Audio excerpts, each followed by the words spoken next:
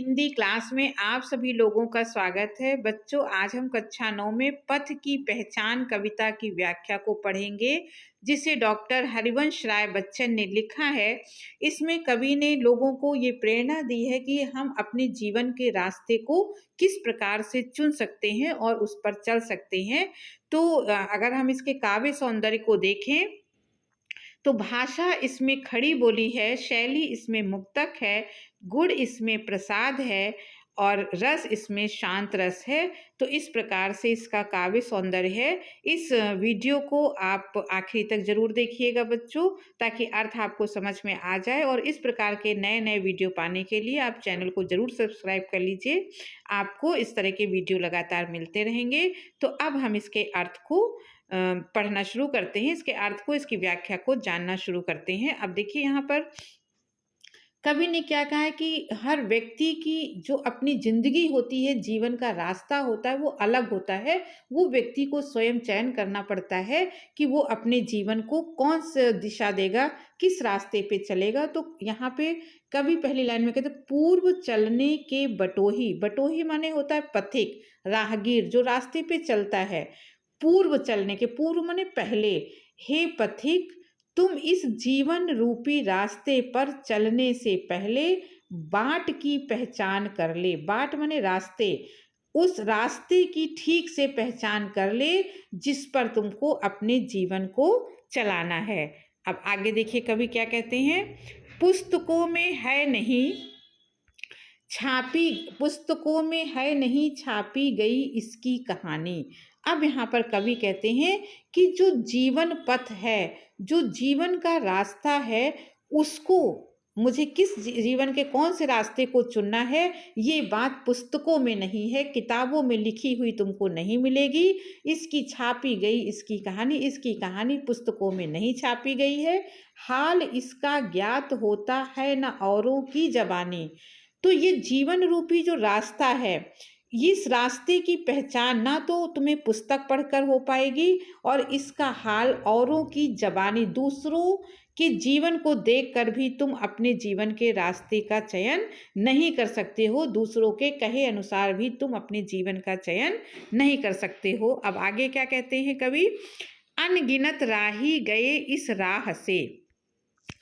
उन्होंने कहा इस राह से माने इस जीवन रूपी रास्ते से ना जाने कितने राहगीर, कितने पथिक गए हैं और आए हैं। राह से उनका पता क्या।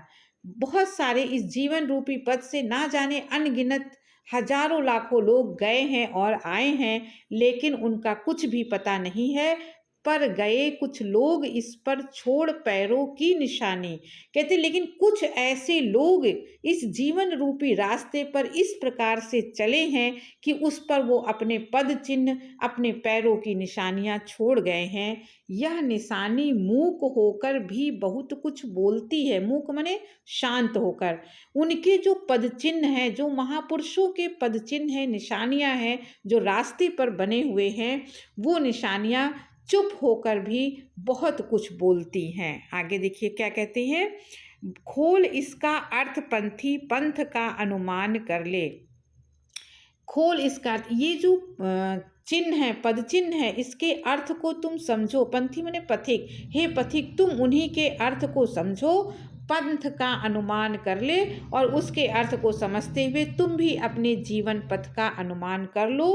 पूर्व चलने के बटोही, बाट की पहचान कर ले। आगे कवि कहते हैं कि हे बटोही, हे पथिक, हे राहगीर, तुम इस जीवन पथ पर चलने से पहले अपने रास्ते की ठीक से, अपने लक्ष्य की ठीक से पहचान कर लो। अब आगे देखिए कवि कहते हैं कि यह बुरा है या कि अच्छा। जब एक बार तुमने अपने जीवन रूपी रास्ते का चयन कर लिया, अपने लक्ष्य का चयन कर लिया कि मुझे इस रास्ते पर चलना है, तो ये बुरा है या कि अच्छा व्यर्थ दिन इस पर बिताना।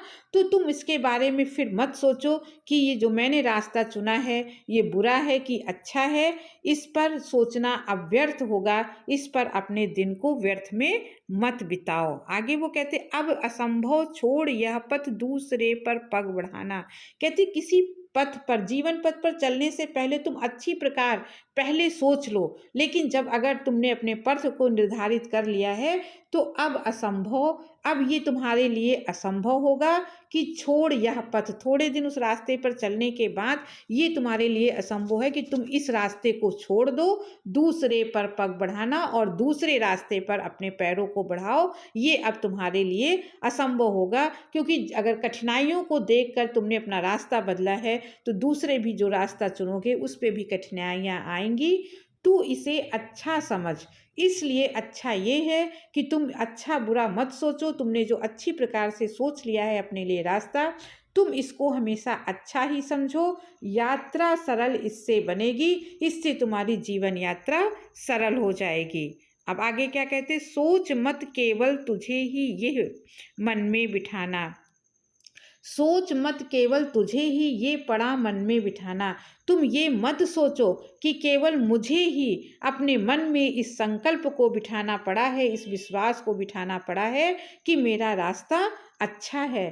हर सफल पंथी यही विश्वास ले इस पर बढ़ा है। तो कहती केवल तुमने नहीं सोचा है, हर जो सफल राहगीर है, सफल पथिक है, जो जीवन पथ में हमेशा सफल हुआ है, वो यही विश्वास लेकर इस पर हमेशा बढ़ा है कि मेरा चुना हुआ रास्ता अच्छा है। तू इसी पर आज अपने चित्त का अवधान कर ले। कवि कहते हैं कि तुमने जो रास्ता जीवन पथ अपने लिए चुना है, अपने चित्त माने हृदय का अवधान, अपने हृदय में उसको धारण कर ले। पूर्व चलने के बटोही बाट की पहचान कर ले। फिर कवि कहते हैं कि हे पथिक, तुम जीवन पथ पर चलने से पहले अपने रास्ते की अच्छी प्रकार से पहचान कर लो। अब यहाँ पर कवि कहते हैं अगली पंक्तियों में कि है अनिश्चित किस जगह पर सरित गिर गह्वर मिलेंगे। अनिश्चित माने कहते जो जीवन रूपी रास्ता है ये पूरी तरीके से अनिश्चित है। इस पे आगे क्या मिलेगा, क्या दुख मिलेगा, सुख मिलेगा, ये कोई नहीं जान सकता है। तो ये जीवन रूपी पथ हमेशा से अनिश्चित रहा है। ये तुम नहीं जान सकते कि इस रास्ते पर चलते चलते तुम्हें किस जगह पे सरिता माने नदी मिलेगी, गिरि माने पर्वत मिलेंगे, गह्वर माने गड्ढे मिलेंगे। अर्थात इस जीवन में तुम्हें कहाँ पर, इस रास्ते पर तुम्हें कहाँ नदी, पर्वत या गड्ढे मिलेंगे। इसका मतलब ये है कि जीवन पथ पे चलते चलते तुम्हारे जीवन में कहाँ पर बाधाएं आ जाएंगी, कहाँ कठिनाई आ जाएंगी, ये तुम जान नहीं सकते। है अनिश्चित किस जगह पर बाग वन सुंदर मिलेंगे।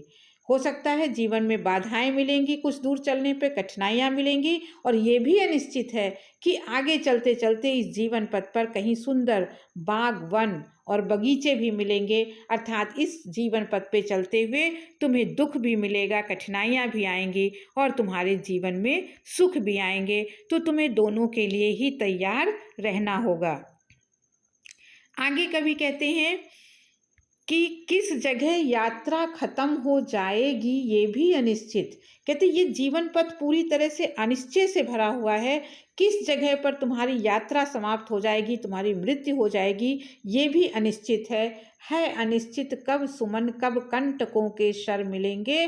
और इस रास्ते पे चलते चलते ये भी पूरी तरह से अनिश्चित है कि कब तुम्हें सुमन माने फूल मिलेंगे उस रास्ते पर, और कभी तुम्हें शर माने बाण, कंटकों के शर माने कांटों के बाढ़ मिलेंगे। अर्थात जीवन में कहाँ तुमको सुख मिलेगा, कहाँ तुम्हें दुख मिलेगा, कांटे रूपी दुख मिलेंगे, ये भी पूरी तरह से अनिश्चित है।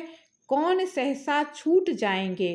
तुम्हारे जीवन पथ पे चलते चलते जो तुम्हारे साथी हैं वो अचानक ही तुमसे कहाँ पर छूट जाएंगे, ये भी तुम जान नहीं सकते हो। मिलेंगे कौन सहसा आ पड़े कुछ भी रुकेगा।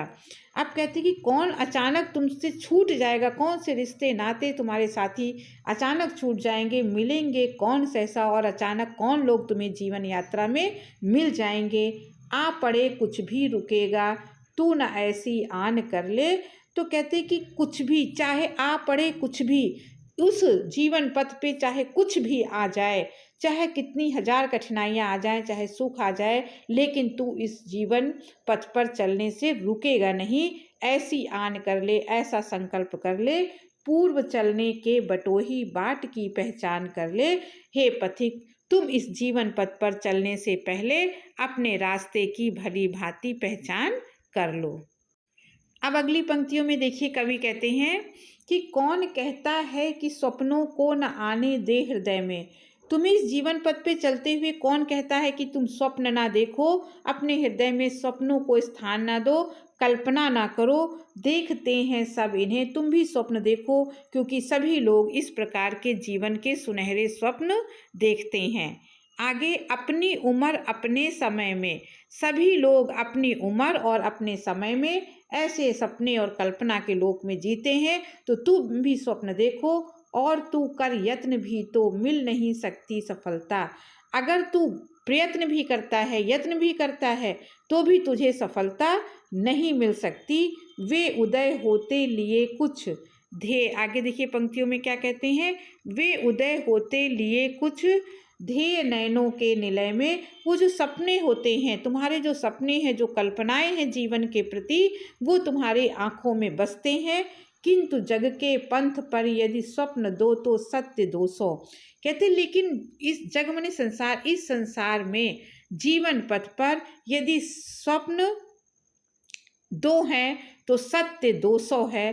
कल्पना अगर कम है तो सत्य उसका 200 गुना ज़्यादा है। अब आगे कवि ने क्या कहा, स्वप्न पर ही मुग्ध मत हो। अब कहते हैं केवल सपना ही मत देखते रहो, जीवन में सपना ही, कल्पना ही मत करते रहो, उसी में आत्ममुग्ध मत रहो, सत्य का भी ज्ञान कर ले। तुम स्वप्न और कल्पनाओं के साथ अपने जीवन की जो सच्चाई है उसका भी ज्ञान प्राप्त कर लो। पूर्व चलने के बटोही बाट की पहचान कर ले। हे पथिक, तुम जीवन पथ पर चलने से पहले अपने रास्ते की ठीक से पहचान कर लो। अब अगली पंक्तियों में देखिए कवि कहते हैं कि स्वप्न आता स्वर्ग का। कहते हैं स्वर्ग माने सुख। जब हमारे जीवन में हम सुखों के सपने देखते हैं, स्वर्ग का सपना देखते हैं, द्रग कोर को में दीप्त आती, तो आंखों की कोरों में एक चमक सी आ जाती है। पंख लग जाते पगों को, पग माने पैर, हमारे पैरों को मानो पंख लग जाते हैं। आगे की पंक्तियों में फिर उन्होंने कहा, ललकती उन्मुक्त छाती, हमारी जो छाती माने हृदय है, वो उस सुखों को, उस कल्पना को प्राप्त करने के लिए मानो लपकती है, दौड़ती है, उस तक पहुंचना चाहती है। रास्ते का एक कांटा पांव का दिल चीर देता। हम सुखों, जीवन में हम सुखों की तरफ भागते हैं, सुख की तरफ भागते रहते हैं जीवन भर, लेकिन तभी रास्ते में कांटा माने दुख आ जाता है, कठिनाई आ जाता है और पांव का दिल चीर देता, और पैरों के जो पैर सुख की तरफ भाग रहे हैं वो उसके दिल को चीर देता है। रक्त की 2 बूंद गिरती और पैरों से खून की 2 बूंद गिरती है, अर्थात जीवन में अचानक दुख आ जाता है, एक दुनिया डूब जाती। तो कभी यहाँ कहते कौन सी दुनिया, तो जैसे ही जीवन में दुख आता है तो हमारी सुख की दुनिया जो हम कल्पनाओं में थे वो दुनिया समाप्त हो जाती है, डूब जाती है। आँख में हो स्वर्ग लेकिन पांव पृथ्वी पर टिके हो। तो कभी इसमें सिद्धांत देता है कि आँखों में भले ही स्वर्ग की कल्पना हो, सुख की कल्पना हो, लेकिन पांव जो है वो धरती पर टिके रहने चाहिए, अर्थात कल्पना और यथार्थ में सामंजस्य जीवन में जरूर होना चाहिए। आगे कहते कंटकों की इस अनोखी सीख का सम्मान कर। कहते जो जीवन में कांटों का होना भी जरूरी है, जीवन में बाधाएं जो कठिनाइयां आती हैं वो भी जीवन को आगे बढ़ाने में सहायक होती हैं। तो सीख का सम्मान कर ले। अब ये कांटे जो हैं वो तुम्हें जीवन में सीख देते हैं, दुख जो जीवन में आते हैं वो भी हमें शिक्षा देते हैं। तो हमें कांटों का भी, कठिनाइयों का भी सम्मान करना चाहिए, वो भी हमें कुछ सिखाते हैं। पूर्व चलने के बटोही बाट की पहचान कर ले। तो तुम चलने से पहले, जीवन रूपी रास्ते पर चलने से पहले हे पथिक, तुम रास्ते की भली प्रकार से पहचान कर लो। तो यहाँ पर बच्चों ये कविता समाप्त होती है। आपको अच्छे से समझ में आ गया हो, अगर अच्छा लगा हो वीडियो तो आप सब्सक्राइब करिएगा, आपको ऐसे वीडियो लगातार मिलते रहेंगे। इसे लाइक करिएगा, शेयर सब भी करिएगा और कमेंट करिएगा। आप अगले वीडियो में फिर किसी टॉपिक के साथ मिलेंगे, तब तक के लिए धन्यवाद।